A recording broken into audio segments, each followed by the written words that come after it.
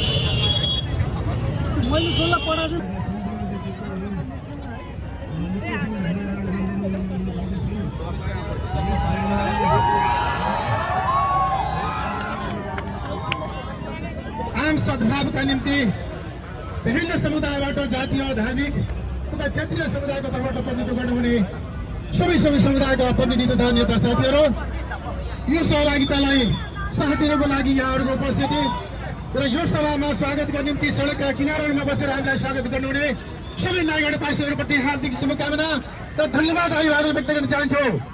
यो राष्ट्रिय सद्भाव र एकताको दिवसको रूपमा आज हामीले महत्त्वपूर्ण चितवनबाट एउटा सन्देश दिने प्रयत्न गरेका छौँ। यो प्रयत्नमा तपाईँहरूको साथप्रति हार्दिक आभार र धन्यवाद व्यक्त गर्न चाहन्छु र निरन्तर तपाईँहरूको सद्भाव र एकताको निम्ति पुरा शुभकामना व्यक्त गर्दै यहाँ समय बिताउन चाहन्छु। यो सभा यही समापनमा गर्न चाहन्छु।